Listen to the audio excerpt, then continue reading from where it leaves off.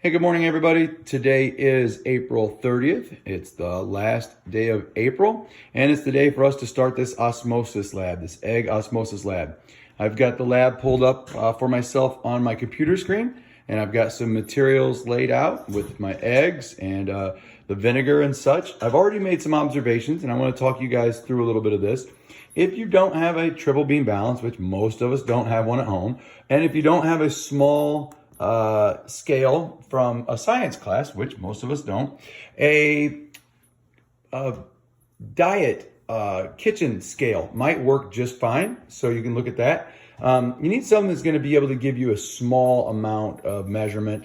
If you don't have those things, that's fine. You can take the data that I provide you guys with daily, and that's fine. In the lab, I also said, to use a beaker, which obviously I've got a beaker already labeled for vinegar. But if you don't have a beaker, which again, most of you probably don't, and most of you probably don't have a graduated cylinder, you could look online and figure out the conversion from cups to milliliters and such, and you could figure out approximately how many cups you need, or you could modify the lab, do 2 cups of vinegar and so on, and you could modify the lab based off of those observations or off of that data. You could also just wait and get my data. You could do the lab but use my data. That would be absolutely fine as well. Again, if you don't have a beaker, maybe you have a glass, right? Just a large glass, something that would hold the egg and the approximately 200 milliliters of vinegar, and then corn syrup, and then distilled water. I have already taken some observations, and so I'm going to kind of walk you through that. Here's my egg. Obviously, it is white. I have written down that it is white, that it is hard-ish, and it's chalky feeling.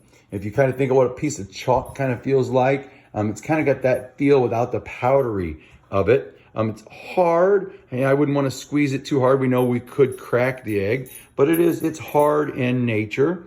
I also have measured them. I'm actually going to use 2 because I've got one that is going to be our egg for the lab, and it sits at 63.1 grams.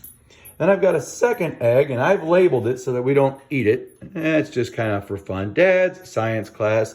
I've labeled it so I don't forget and cook it up for dinner. And I've got it at 62.5 grams. So you can write those down. And again, I have them written here, so we'll be able to keep track of them day by day, and I'll be able to provide you guys with that data. Now, what I'm going to do is I've already measured out my 200 milliliters of vinegar, and I've labeled my beaker. I'm going to go ahead and pour the vinegar into the beaker. There's my 200 milliliters of vinegar into the beaker. And I am going to set the egg down in the vinegar gently. And there is our egg in the vinegar. I'm actually going to double check that the egg is completely submerged, and it looks like it's not quite completely submerged. So I'm going to change our numbers to 250 milliliters. So bear with me just a moment.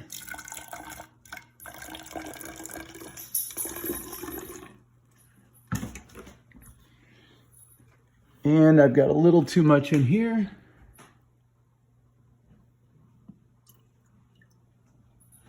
Make a mess. My wife will not be happy.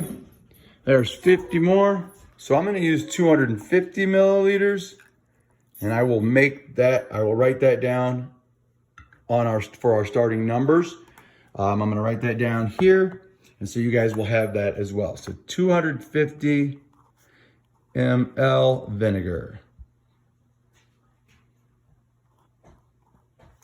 Okay, so there is our starting numbers. There is our egg in the vinegar. I'm going to set the control egg is just going to go back into the carton, and we'll leave that one in the refrigerator, and it'll just sit in there, and we'll make observations with it at the end. We don't need to make observations daily, although we could pull it out and compare the raw egg to our egg in the vinegar and to our experimental egg each day. And I may do that for you as well. So there it is. There's your starting day one egg osmosis lab material.